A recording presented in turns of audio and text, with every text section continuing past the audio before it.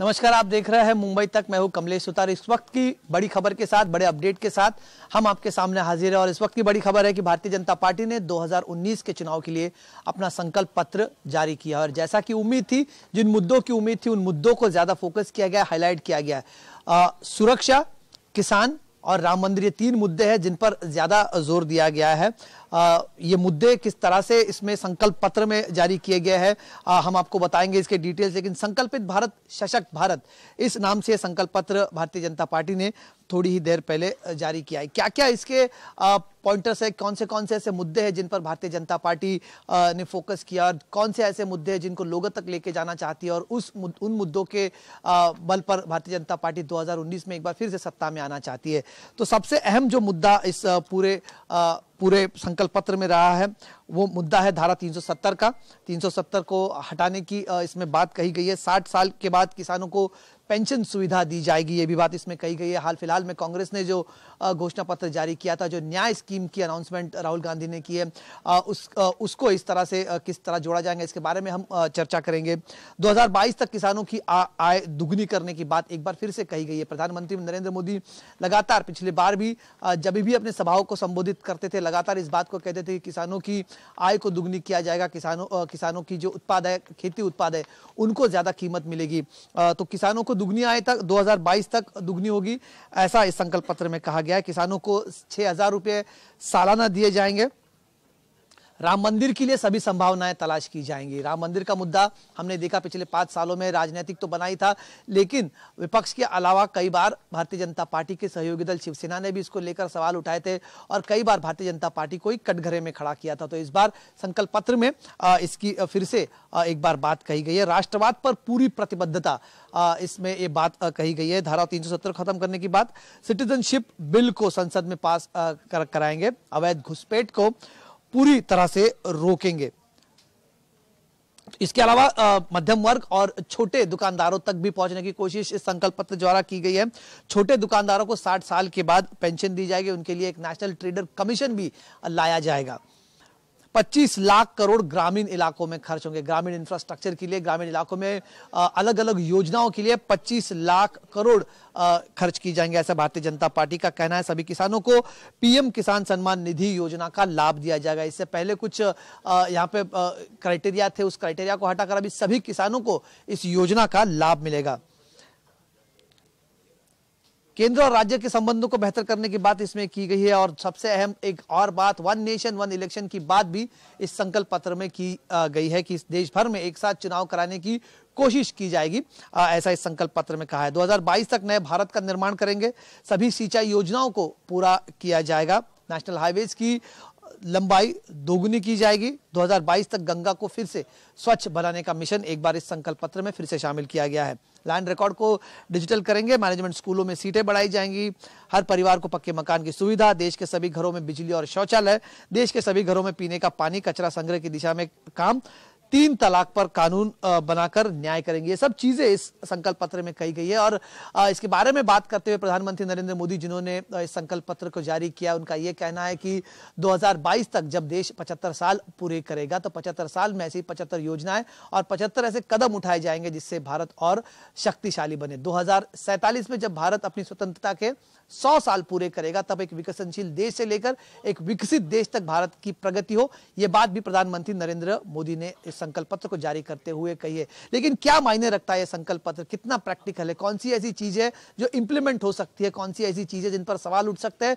और अगर कंपैरिजन किया जाए, अगर कांग्रेस के संकल्प पत्र को देखा जाए, तो किस तरह से कांग्रेस और बीजेपी का संकल्प पत्र दोनों की तुलना की जाए, इसके बारे में हम चर्चा करेंगे। मेरे साथ मेरे सहयोगी इंडिया टुडे मैगजीन के एसोसिएट एडिटर आनंद अधिकारी है। सबसे पहले अगर तुलना की जाए आनंद, कांग्रेस का घोषणा पत्र और बीजेपी का संकल्प पत्र, प्रैक्टिकली कौन सा संकल्प पत्र आपको लगता है कि ज्यादा लोगों तक पहुंच पाएगा, आपकी राय?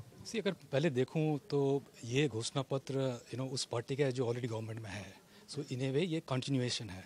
और कांग्रेस का अगर हम घोषणा पत्र देखें तो वो एक पार्टी जो पावर में नहीं है। सो कांग्रेस से घोषणा पत्र में काफ़ी ज़्यादा प्रोमिसेस हैं। अगर हम न्याय स्कीम देखें तो इस पे मैंने देखा 1 या 2 मुझे डोल आउट लगे। एक जो उन्होंने बोला है कि इंटरेस्ट फ्री किसान क्रेडिट कार्ड लोन जो उन्होंने बोला है अप टू 1 लाख। सो अभी क्या होता है कि 8 या 9% इंटरेस्ट रेट होता है, उसमें 1-2% इंटरेस्ट रेट सब्सिडी भी गवर्नमेंट देती है। तो वो बोल रहे हैं कि शायद एक साल या 1.5 साल के लिए वो इंटरेस्ट फ्री किसान क्रेडिट कार्ड लोन देंगे। वो एक तरह से डोल आउट देखूँ तो वैसा लगता है। सेकंड, उन्होंने पेंशन बोला है स्मॉल एंड मार्जिनल फार्मर के लिए, बट वो 60 साल के बाद, हाँ बट वो 60 साल के बाद, तो ऐसा बड़ा मुझे कुछ डोल आउट नहीं दिखा। बट जो मेजर चीज़ मेरे नज़र में जो आई है वो रोड मैप जो वो बोल रहे हैं कि जो हमारा अभी जीडीपी का जो साइज़ है वो अभी है 2.5 ट्रिलियन $।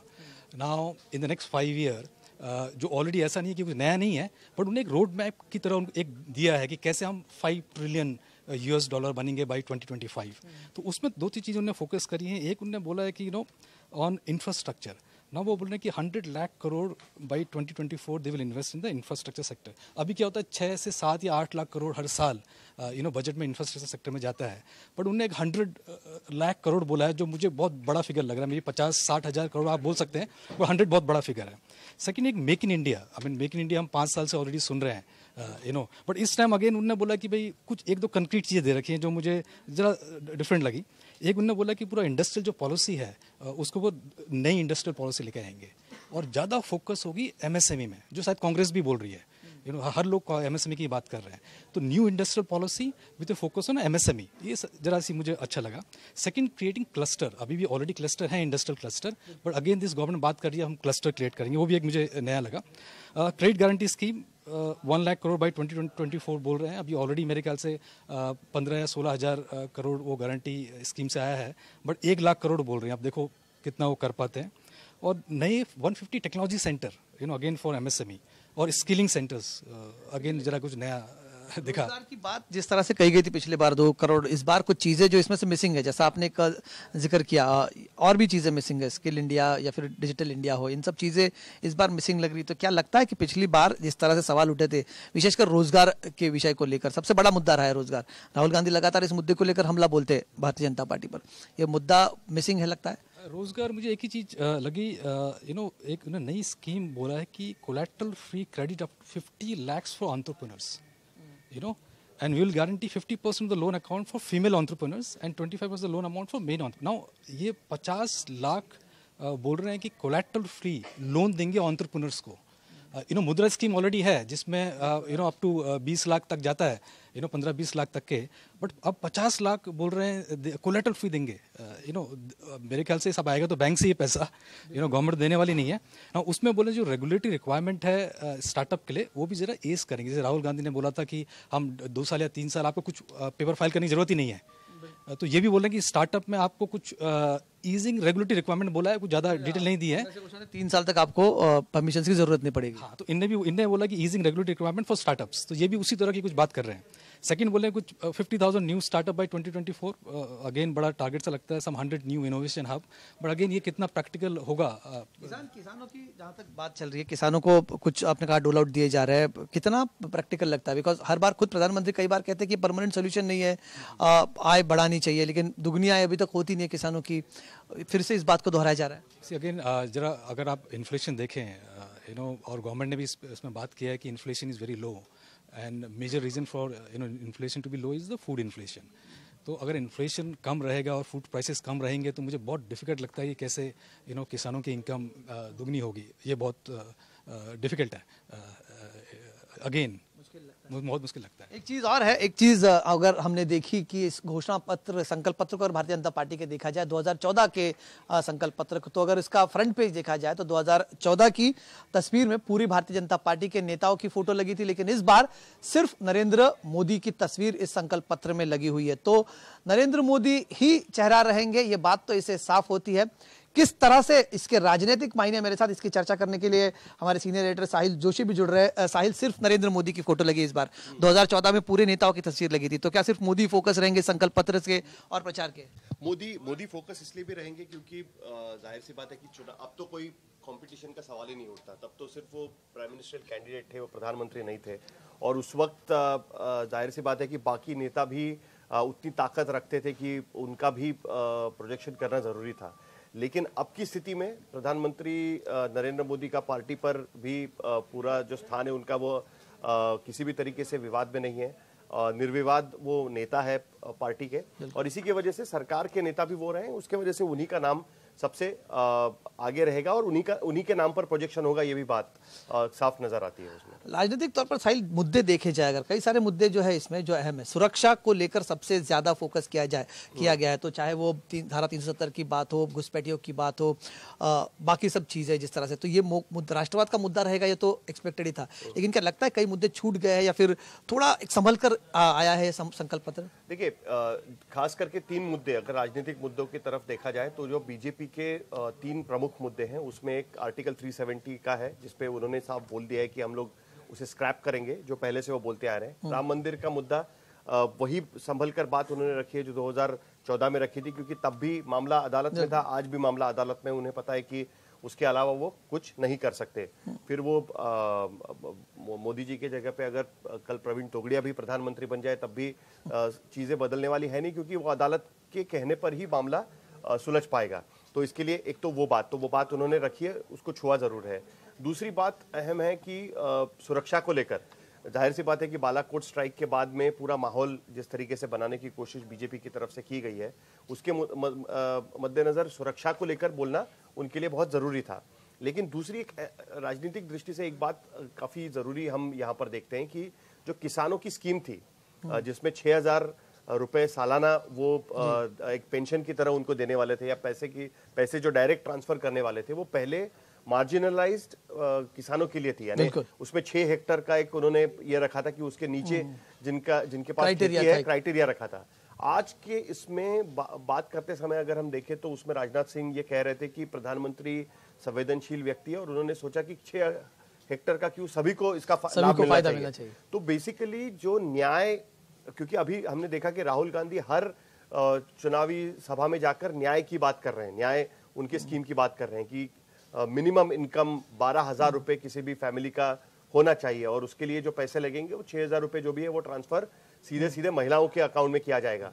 तो उसी और करीब उसका खर्चा भी उन्होंने बताया कि 3 लाख कुछ 26,000 करोड़ रुपए सालाना खर्चा आएगा सरकार को, ये भी बात वो साफ साफ कह रहे हैं। तो वो एक पूरी योजना बनाकर लोगों के सामने गया था। अब उसको काटना है तो कुछ ना कुछ तो उनको बताना पड़ेगा। तो ये मेरे ख्याल से एक जरिया हम देख सकते हैं कि लेकिन ये पहले से आनंद इसको बात कर दी, पहले से योजना थी, 6,000 की ऑलरेडी योजना थी, उसको अभी उसका स्कोप एक्सपांड करने की बात चल रही है। तो अगर उसको काटना जैसे आप बोल रहे हो, वो मुझे इस घोषणा पत्र में नहीं दिख रहा। मुझे लगता नहीं कि इस घोषणा पत्र में कुछ ऐसा है जो न्याय को काट सके, बिकॉज जैसे मैंने आपको बताया जो डोल आउट से बहुत कम है, इंटरेस्ट फ्री कोलैटरल, वो 1 साल के लिए वो बहुत बड़ा डोल आउट मुझे दिखता नहीं है, और सेकंड जो हमने डिस्कस किया था पेंशन अगेन 60 के साल के बाद, बट न्याय को काटने के लिए मुझे इसमें कुछ दिखता नहीं, बिकॉज ये अगेन जैसे मैंने शुरू में बोला, ये घोषणा पत्र उस पार्टी का है जो ऑलरेडी गवर्नमेंट में है। आप काफ़ी चीज़ें प्रॉमिस नहीं, कभी ऑलरेडी कंटिन्यूएशन है, जो उन्हें किया है 5 साल, और उसी में वो आगे और ऐड ऑन कर रहे हैं और कंटिन्यू कर रहे हैं। एक चीज मुझे बस और ऐड करनी है कि पिछले वक्त जिस तरीके का माहौल देश में था, उसमें खास करके काले धन को लेकर बहुत बातें हुई थी, करप्शन को लेकर काफी बातें हुई थी।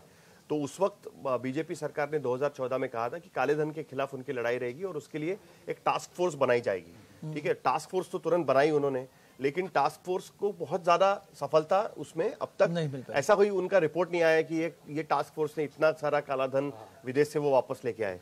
लगता है कि इस घोषणा पत्र में, चूंकि अब काला धन मुद्दा इतने बड़े पैमाने पर नहीं रहा है, तो उसके बारे में कोई उसमें ठोस बातें नहीं कही गई है काले धन को लेकर। नहीं, ये चीजें जानबूझकर क्या साहिल लगता है आपको इन्हें निकाला गया है? क्योंकि काला धन का मुद्दा जो रहा, जिसको काफी बैकफायर हुआ डिमोनेटाइजेशन के बाद विशेषतर, और दूसरी बात जैसी रोजगार की बात हुई, रोजगार के बारे में इस बार ज्यादा फोकस नहीं किया। पिछली बार 2 करोड़ जॉब्स की बात की गई थी, इस बार 55 लाख, कुछ 30 लाख या 55 लाख बोला है। मार्च 2020 तक उन्होंने कहा है कि हम लोग इतने जॉब्स क्रिएट करेंगे करके। और दूसरा वो कह रहे हैं क्या ये short in the arm for the opposition के मुद्दों को जानबूझकर, जिनको उठाया था ऑपोजिशन ने?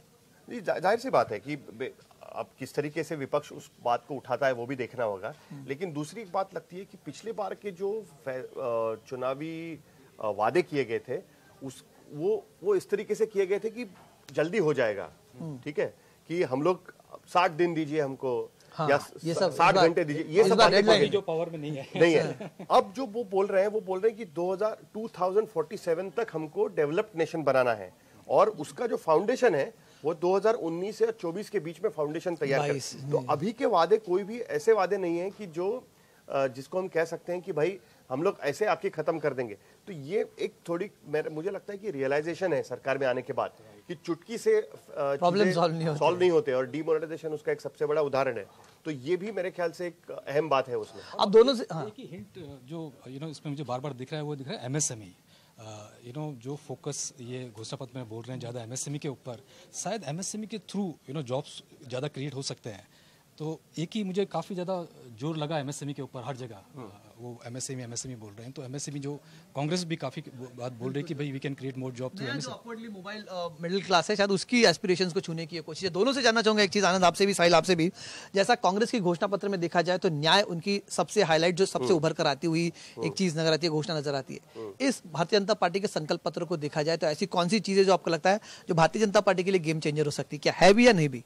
आनंद मैं तो जो अभी जो एक लार्जर जो गेम प्लान दिखा, रोड मैप जो उन्होंने बात करी थी कि भाई 5 ट्रिलियन हम कैसे अचीव करेंगे, उतना बड़ा नहीं बोलूंगा, बट ये अगेन पब्लिक तक लेके जाना ये ऐसा इशू नहीं है। वो आपको लगता है कि बीजेपी का गेम चेंजर एक जो जिसमें थ्रस्ट रहेगा बीजेपी के, वो ये घोषणा होगी या फिर राम मंदिर होगा 370 होगा? सिक्योरिटी मुझे लगता है, सिक्योरिटी का मुद्दा बेसिकली से मुझे ज़्यादा दिख नहीं रहा। जाहिर सी बात है, सिक्योरिटी का ही मुद्दा है, राष्ट्रवाद यही मुद्दा है जिसको लेकर वो लोगों के सामने जाने की कोशिश कर रहे हैं, क्योंकि उन्होंने बड़ी होशियारी से कोई भी ऐसी चीज नहीं रखी है। जैसे प्रधानमंत्री का स्टेटमेंट आप देखिए, राहुल गांधी बोल रहे हैं कि हम गरीबी पर सर्जिकल स्ट्राइक करने जा रहे हैं, हर भाषण में वो बोल रहे हैं।